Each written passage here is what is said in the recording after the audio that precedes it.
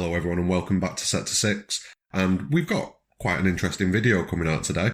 In the last few days, I think it was about a week ago actually, I did a video regarding what was potentially an accidental leak of the Final Fantasy XVI release date. And one thing that I said was, if it turns out that this is going to be true, we'll probably get a lot more information, maybe another trailer, something like that regarding the game. And what's happened is today, we didn't get a trailer, but we have received the Final Fantasy XVI official website. And there's quite a bit of information on there, if I'm being honest. So what we're going to do is we're going to dive into this website. We're going to go over the information briefly. There's definitely going to be more content done regarding this website over the next few days and the information that's in it. But for now, we're just going to read over it, see what's in there, and come up with some initial thoughts. I'm not going to lay this video out or anything. I'm literally going to be reading this information as I'm doing this video because I've been in work all day. So yeah, it's kind of a reaction, but we're going to theorise a little bit as well. Now, don't get me wrong, I'm not saying that this Final Fantasy XVI leak about the release date is definitely true. It could still be a Photoshop, it could still just be an error, but things are following the course that I thought they would follow. And when we get this December issue of PlayStation Magazine, we'll know for sure. Don't forget to like and subscribe. Finally cleared over 100 subscribers in the last few days, so thank you very much to everybody that is subscribed to the channel. And if you're not subscribed, drop me a sub. It costs you nothing. You can unsubscribe if you think I'm rubbish. I think I make alright videos. They're not brilliant, but they're alright. So, yeah, what have you got to lose? But anyway, enough of that. Let's jump into it. So first things first, we've got the main image for Final Fantasy XVI. We've got the tagline, which was present in the trailer, which is the legacy of the crystals has shaped our history for long enough. And then we've got we've got the main character from what we could see in the trailer. And either side of him, you've got the summoned Phoenix and you've got the summoned Ifrit. So it's definitely setting it up that there's some sort of conflict there involving Phoenix, Ifrit, and then this character's kind of in the middle of it. That's what this image projects to me. And it's similar to the logo. The only thing that's missing is the main character. You've got Ifrit on one side, you've got Phoenix on the other side. So yeah, there's definitely a conflict going on there, and we'll get into that a bit more because I'm guessing that there's some information regarding that. But let's see.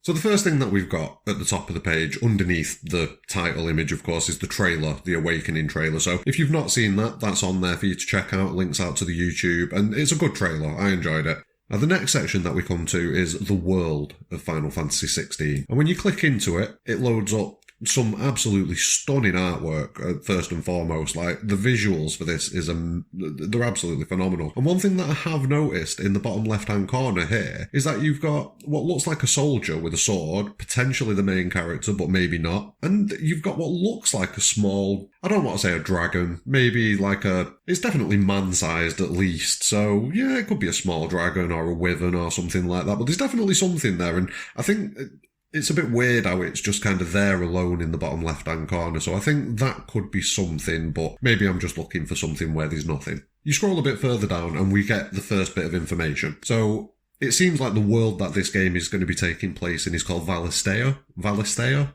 I'm going to go with Valistea. And it says that the land of Valistea is studded with mother crystals, glittering mountains of crystal that tower over the realms around them, blessing them with aether. And it carries on.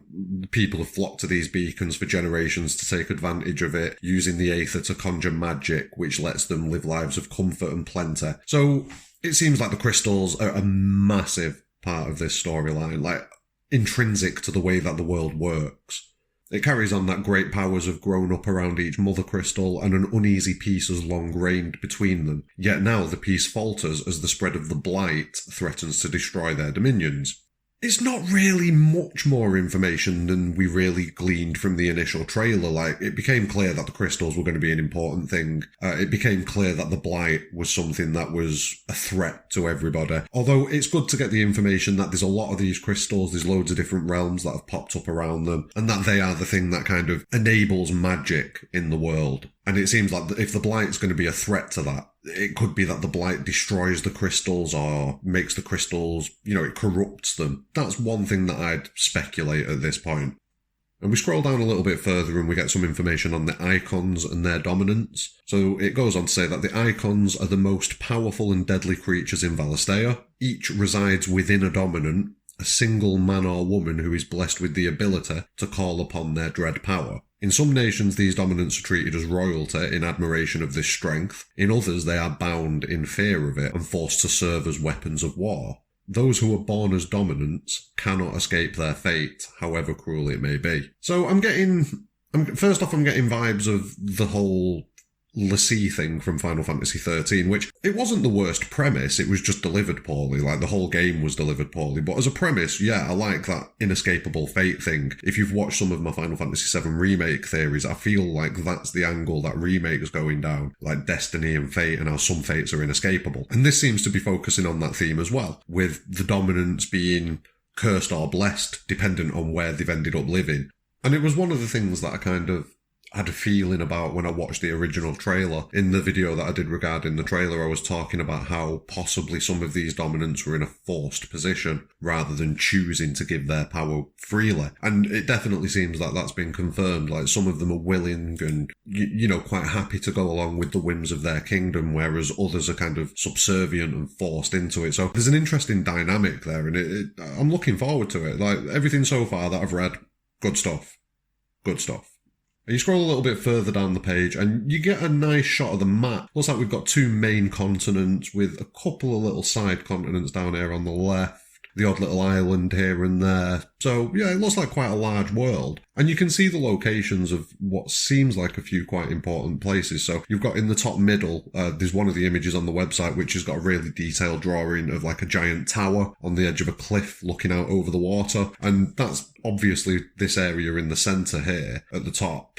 And then just over to the right of that here, we've got what looks like a giant crystal with another town around it. You've got some other small looking towns here. You've got what looks like a volcano down here. So yeah, there's a lot of locations. It seems like we're not going to be short of places to visit in this game. And then you scroll down a little bit further and it looks like we're getting some information on 6 separate kingdoms or groups, it would seem. So we'll go through each of them in turn. So you've got the first one, which is the Grand Duchy of Rosaria.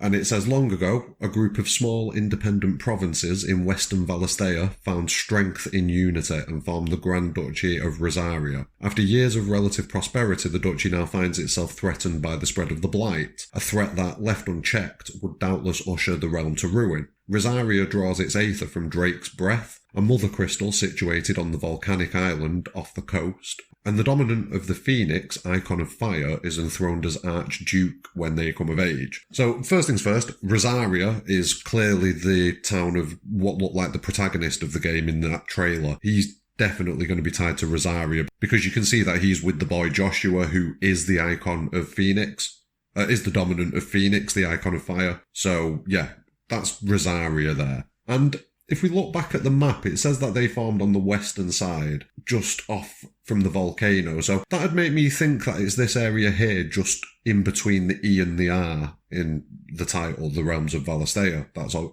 you know, kind of overlaid over the map. Because you've got this volcano just off to the left here. And it also makes me think that the Blight, the spread of the Blight, is potentially coming from this area to the north here. It seems like it's quite a large area that's completely devoid of anything, really. So yeah, I'd guess that it's coming from there. The only other area I'd think it'd be coming from is this at the bottom here, because again, you've got quite an area that's devoid of any kind of towns from what I can see. I'm not sure if it's meant to be that these slightly darker areas on the map are areas that are infected with the Blight or just predominantly unexplored areas. I'd question whether or not that they'd be unexplored, because some of them are really close to these other kingdoms. And if it's a world of magic, then exploring these regions should be reasonably easy. So yeah, I would say that these darker areas on the map are probably the Blight. But again, speculation. The next one is the Holy Empire of Sanbreque.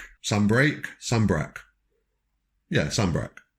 And it goes on to read that Sanbreque is the largest theocratic force in Valisthea. The Empire's holy capital, Oriflame, oh god, some of these names. We'll go with Oriflame, is built around Drake's head. And previously, what was the previous crystal called? Drake's Breath. So it's possible that all of these crystals are going to have similar names and tie into one overarching event maybe, so these crystals all came together, and that's why they share a similar name. We'll see as we read through. The Mother Crystal blesses the surrounding provinces with abundant aether. The people happily take advantage of this, living in comfort and security under the watchful gaze of the Holy Emperor, whom they worship as the living incarnation of the one true deity. Ooh, now, this bit, it blanks out this summon's name, this icon's name. So it says the dominant of blank serves as the Empire's champion, taking to the field in times of war to rout its enemies. And it doesn't really give us any information as to where this city would be. If I had to guess, with it being a holy empire, I'd say it potentially could be that large cliff with the giant tower on the edge of the cliff. Potentially that's some sort of religious monument, but there's nothing really to indicate that to me. It's just a guess. The next one is the Kingdom of Waloed. Waloed? We'll go with Waloed. Waloed claims the entirety of Ash, the eastern half of Valisthea, as its dominion. The kingdom's control of the continent has often been tested by the orcs and other beastmen who make their home there, but the current ruler of the realm, dominant of blank, has succeeded in quelling their rebellions. Using the power of the kingdom's mother crystal, Drake's spine, so there we go, there's Drake again, this new king has built up a mighty army, with which he now seeks to test the borders of his neighbours. So the Kingdom of Waloed, seriously, I'm failing so hard on these names. I really need another trailer. Please give us another trailer with someone saying these names, please. But yeah, the Kingdom of Waloed, the Kingdom of Waloed, doesn't give us the information revealing the dominant of this area, or at least it doesn't do that in the text. It does give us, again, Drake's spine, so we know that this one is connected to Drake's spine, so Drake is definitely seeming like it's the overarching name for the crystals. What relevance this has, I have no idea at the minute,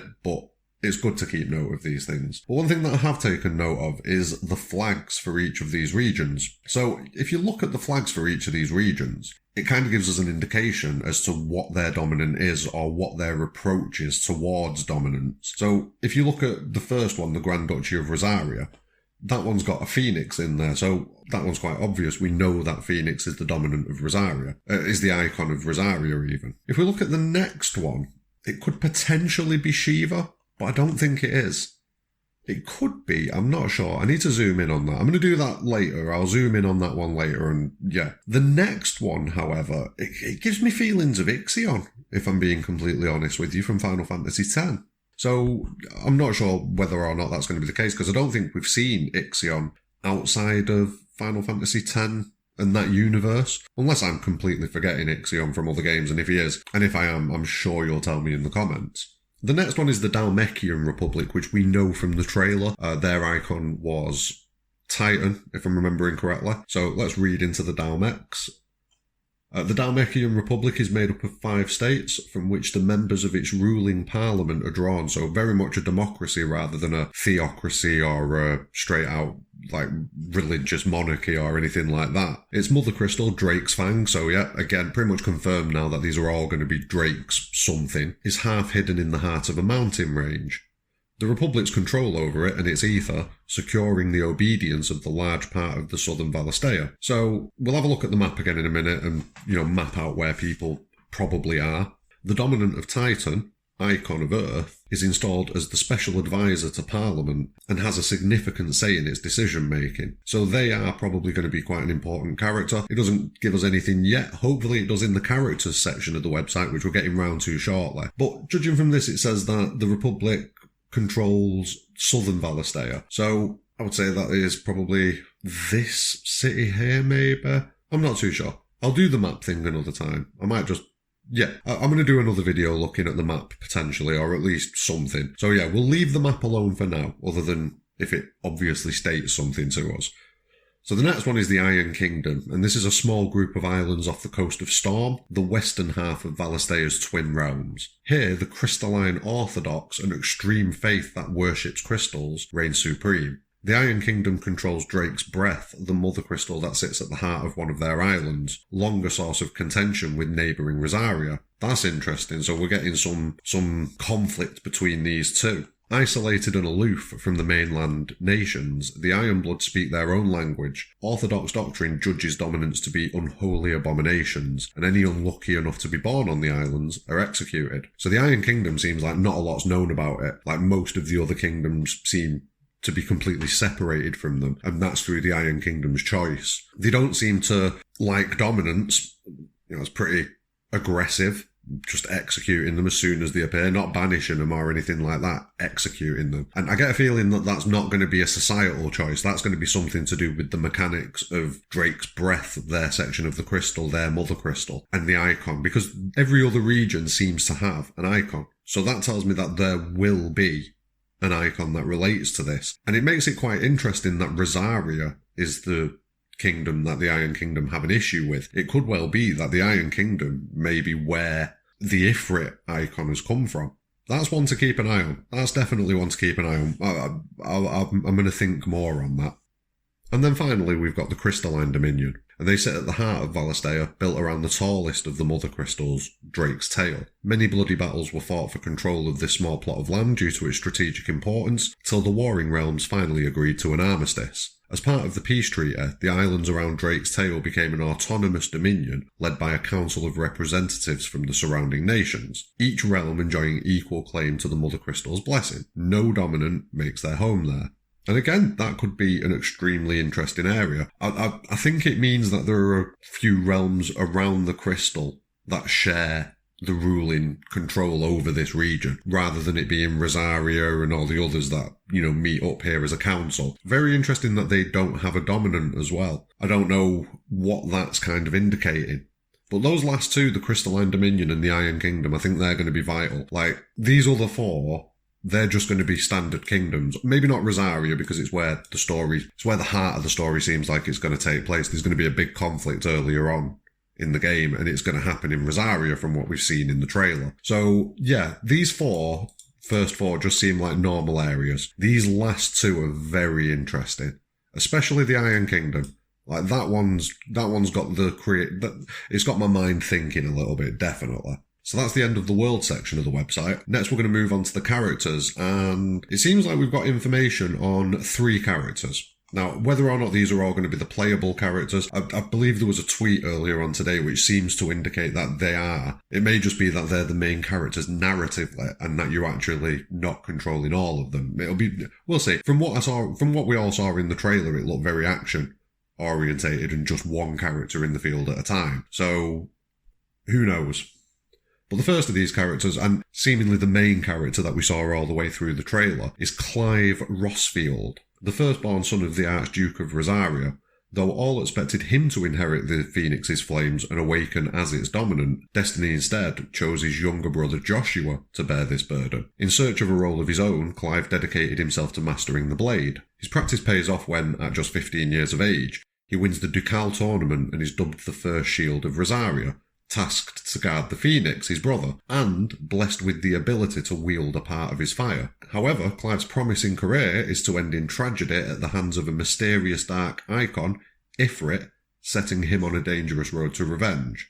So that kind of confirms a few things for us. I thought that there was just a general connection between Joshua and, Clive, as we've now got him named. But it seems like it's more than just a general connection. It's familial, so it's his brother, it's his younger brother. And it's interesting that Clive was meant, everyone expected that he was going to become the dominant, but now it's kind of passed over him. So there's got to be a reason for that as well. It'd be nice to get some information related to that and, dig a bit deeper. And then again, it confirms at the end that something big goes down revolving around Ifrit and Phoenix, and that kind of sets Clive off on a journey of revenge. It feels like the time skip's almost certainly going to happen now. It seems like we're going to play the first few hours in that early stage, get the event that triggers everything, and then we're going to get a time skip to Clive on his revenge. It's going to be interesting to see how they implement it, whether or not he's wounded after the attack by Ifrit, needs to spend a few years recuperating. Who knows? He could end up in a coma or something. There's loads of ways that they could do it. But yeah, it confirms that this is the route that we're going down. And